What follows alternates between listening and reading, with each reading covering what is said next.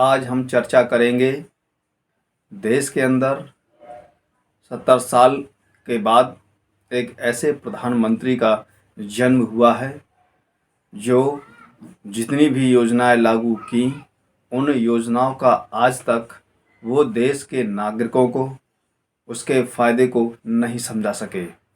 इस देश के लिए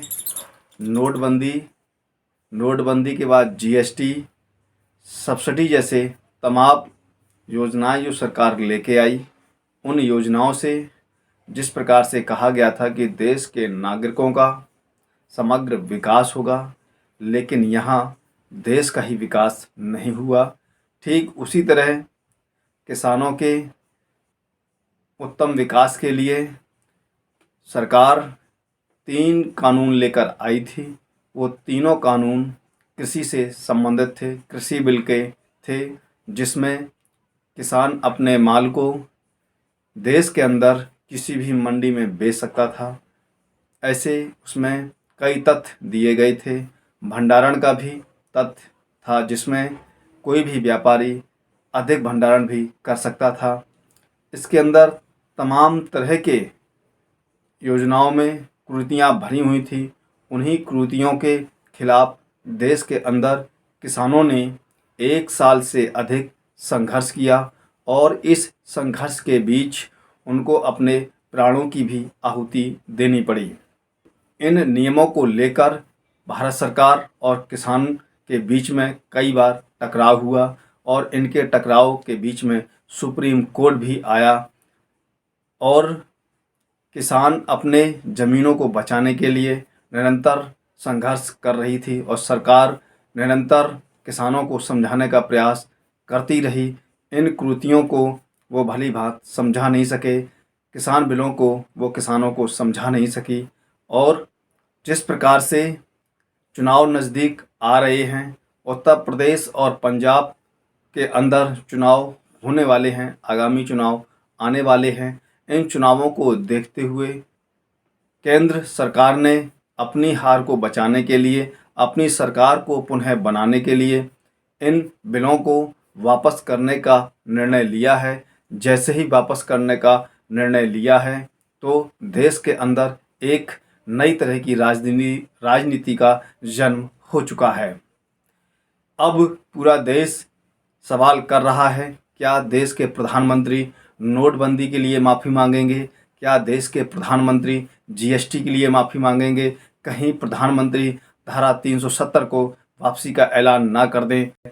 और जैसे ही इन्होंने कृषि कानून बिलों की वापसी की घोषणा की, किसानों के अंदर अपने संघर्ष की जीत का लय उत्पन्न हो गया। नमस्कार दोस्तों, मैं हूं मुकेश कोरी और आप देख रहे हैं कोली न्यूज़ चैनल। अभी तक हमारे चैनल को किसी भी मित्र ने सब्सक्राइब ना किया हो तो नीचे जाकर सब्सक्राइब बटन पर क्लिक करें और उसके साथ ही बेल आइकन पर भी क्लिक कर दें, जिससे हमारी पढ़ने वाली खबर की प्रत्येक नोटिफिकेशन सबसे पहले आपको प्राप्त होगी। तो आज हम बात करते हैं कि कांग्रेस के खिलाफ मैदान पर जन लोकपाल बिल की सेवा करने वाले नेता ने मांग उठाई थी, कांग्रेस की नाक में दम कर दिया था। जन लोकपाल बिल के मांग पर कांग्रेस को सत्ता से हाथ धोना पड़ा था और ये आंदोलन दिल्ली में हुआ था और इसके जनक अन्ना हजारे थे। भाजपा का समर्थन किया, कांग्रेस का विरोध किया और कांग्रेस सत्ता से हटी। जन लोकपाल बिल लागू हुआ या नहीं हुआ, या होने वाला है या क्यों नहीं हुआ, या क्यों हो गया, ऐसे तमाम प्रश्नों का जन्म हुआ। 2014 से लेके अब तक अन्ना हजारे ने कभी देश से ये नहीं कहा कि जन लोकपाल बिल लागू हुआ या नहीं हुआ। जैसे ही हाल ही में हमारे देश के प्रधानमंत्री नरेंद्र मोदी ने 3 कृषि कानून के बिल वापस लिए, उसके साथ ही देश के सामने अन्ना हजारे ने प्रेस वार्ता के माध्यम से बिलों को लेकर चौंकाने वाली बातें कहीं। आप स्वयं ही उनकी रूबरू ये बातें सुनिए और उन्होंने जो कहा है वो आप सुनिए।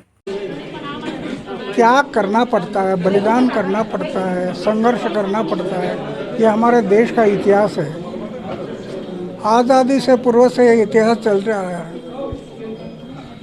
आज़ादी से पूर्व हम आंदोलन किए, संघर्ष किए, इसलिए आज़ादी मिली। वो सही ना मिलने के कारण फिर से आंदोलन करना ये जरूरी है। इसलिए जिन किसानों ने सब किसान भाइयों के लिए जो आंदोलन किया, बलिदान किया, उनके लिए मैं धन्यवाद करता हूँ। और मुझे ये महसूस होता है कि उनका बलिदान व्यर्थ नहीं है। वो किसानों के लिए प्रेरणा बनकर रहेगा, आगे के लिए वो प्रेरणा बनकर रहेगा। और ऐसा नाजायज़ किसी ने किसानों के ऊपर अन्याय अत्याचार किया तो लोग फिर बड़े पैमाने पर रास्ते पर होते। तो ये तो हमारी परंपरा है। जिन लोगों ने बलिदान किया, उनके जो बलिदान किया, वो बलिदान के लिए मैं उनका ऋण व्यक्त करता हूँ। और आपके बलिदान से आज ये निर्णय हो रहा है, ऐसे मैं मानता हूँ। आगे सरकार के ध्यान में क्या है हमें नहीं जानते। सरकार कब क्या निर्णय लेगी, क्या बोलेगी, इसका ये बोलना कठिन है। लेकिन कम से कम ये कानून को वापस लेने का जो निर्णय ले गया, ये तो मैं समाधानकारक मानता हूँ। ये किसान आंदोलन की जीत है या विपक्ष की जीत है? नहीं, ये तो विपक्ष जीत ऐसे मानना नहीं है। ये किसानों के बलिदान की है। इतना बड़ा बलिदान, इतना बड़ा संघर्ष, इतना बड़ा त्याग, उसकी जीत है। ये पक्ष और पार्टी के कभी ये सत्ता में है, वो विरोधक में है, कभी ये विरोधक में है, वो सत्ता में। सिर्फ विरोधक से काम नहीं बने। विरोधक उतना प्रबल है। अगर विरोधक प्रबल है तो 3 साल क्यों जाना, प्रश्न है। तो ये तो जो किसानों का त्याग और बलिदान, वो महत्वपूर्ण है। आपने सुना कि किस प्रकार से अन्ना हजारे प्रधानमंत्री का बचाव कर रहे हैं। कमेंट जरूर दें और कमेंट करने के साथ ही खबर को लाइक करें और शेयर करें, जिससे ये जानकारी अधिक से अधिक लोगों तक जा सके। हम फिर मिलेंगे एक नई खबर में। तब तक आप हमें इजाज़त दीजिए। जय भारत।